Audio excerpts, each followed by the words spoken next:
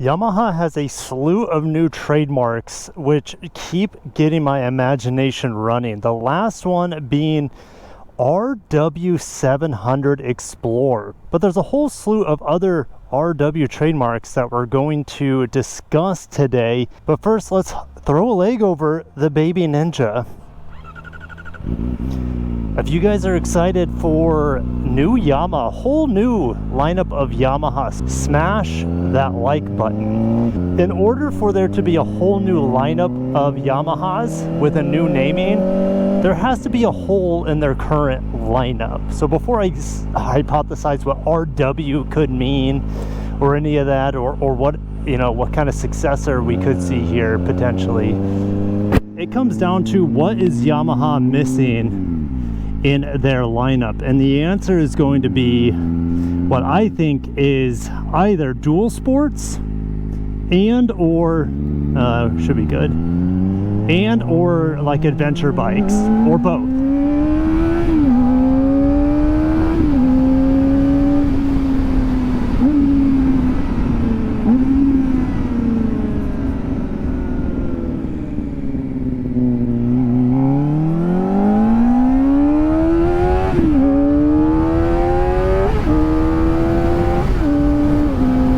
They're definitely missing inline fours, but that's out of the equation, right? Inline fours might not be coming back to Yamaha, maybe ever, right? With the departure of obviously the R6, with the departure of the inline 4 R1, it's likely to go to V4, which is badass in its own right.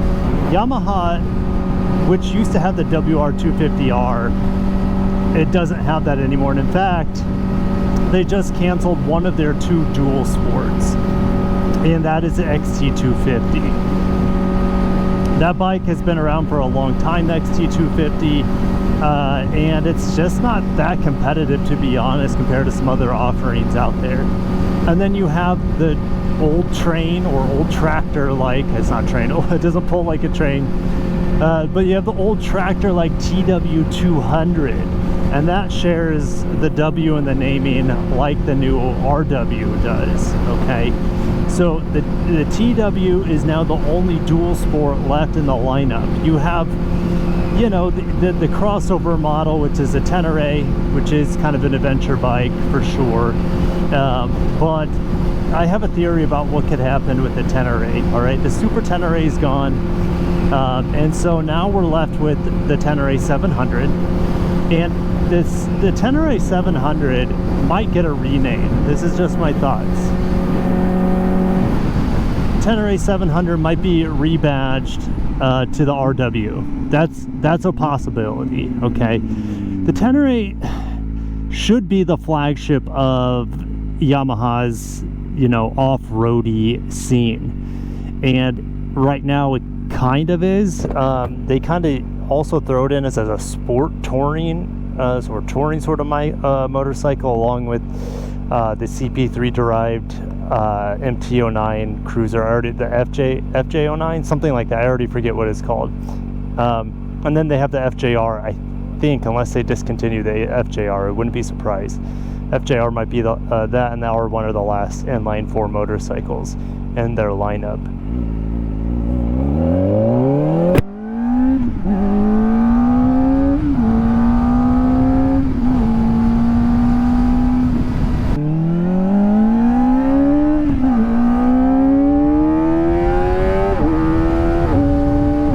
They got holes in their lineup, mainly with dual sports is how I see it, all right? So we gotta have something cool here, all right? And a whole new lineup of dual sports is the answer, in my opinion. So they've trademarked RW, I believe it's 125, which would be, I don't know, like a monkey, or a full-size small displacement bike for other markets. That's a possibility, right? We know how Yamaha does sell in India and other markets with low displacement. All right, so you have that. You have the RW 155, which would compete directly with my press bike that I have right now, which is the XR 150L from Honda, okay? But I doubt that would ever come to America. All right, more than likely, is a 250 and 350, which are both trademarked. A 250 would be, I hope, a thumper, kind of adventure slash dual sport bike, and that would be fantastic. Maybe around 20-25 horsepower, and that would be great. But the 350 is a strange one. In the past, they've had the RD and RZ 350 two-stroke parallel twins, but this is something different here. Oh, little cop we're just slowing it down. We're just slowing it down. I'm not doing wheelies. I'm not doing wheelies. Yeah, there's Mercedes is flying by me.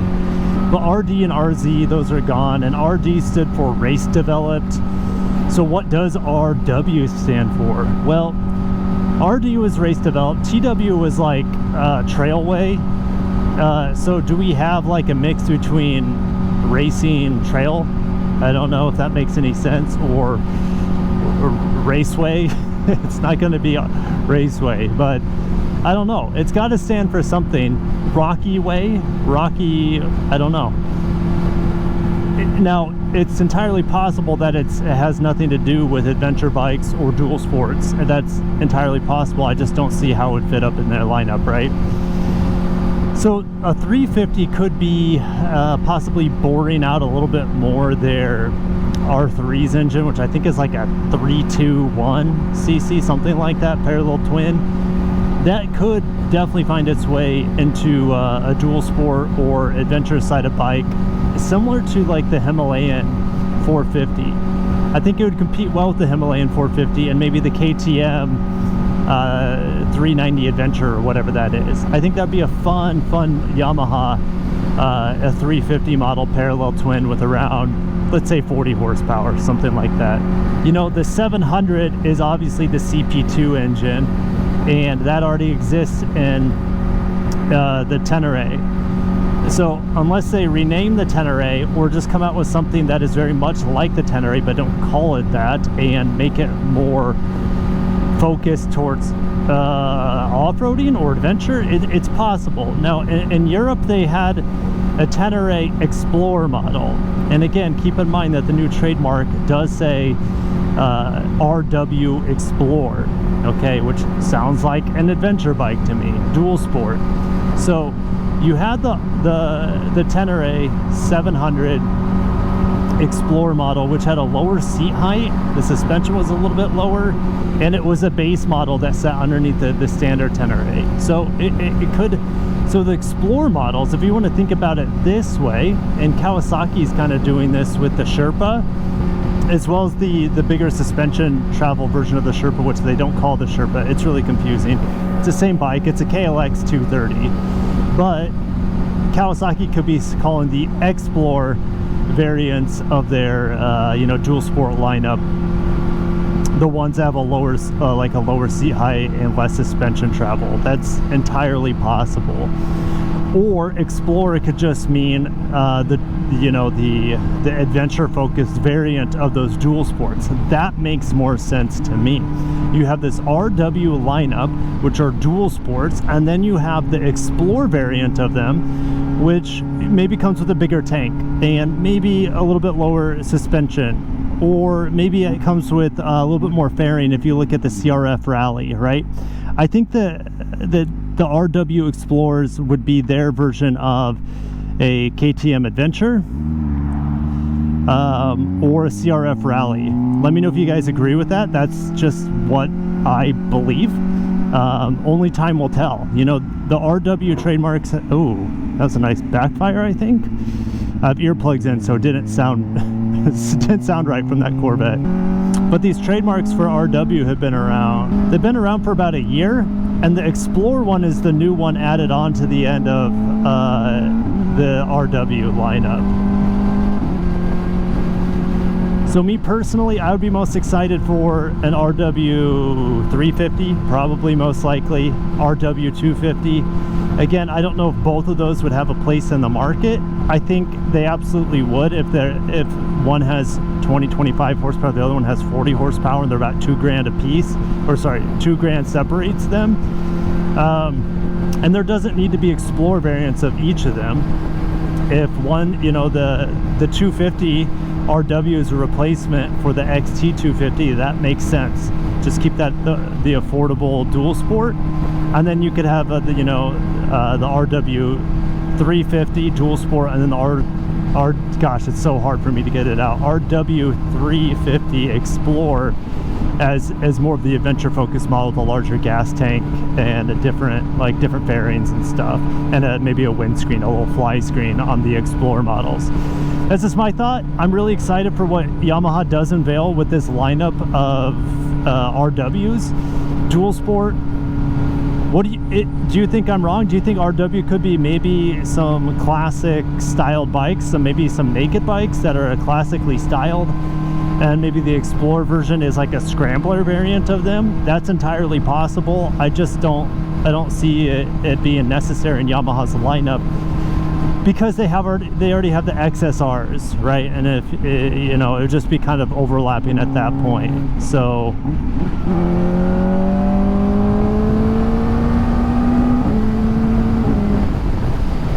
but I'll see you guys in the comments. I almost wanted to get on the XR150L for this video, but I haven't ridden the Sublime ZX4RR in a couple weeks, it feels like, since I got the XR, and the Grom's been even longer. But the Grom's got a limited shelf life at this point because I have the XR, and honestly, getting rid of the Grom for an XR or some other low displacement dual sport is really the answer for me right now. So riding the Grom out here on these longer country roads, as well as some like dirt paths, it just doesn't make any sense for me to keep the Grom along much longer on the channel. So I'll probably trade it in eventually. And if you guys want me to trade in the Grom for an affordable dual sport, let me know in the comments, and maybe it'll be one of these RWs. Who knows? It just depends when Yamaha brings them to the market. I don't know how much longer I can wait though for my own little dual sport. I think I need one. Maybe it's the TW. I think the TW might do well on the sugar sand out here, but I gotta shut it down.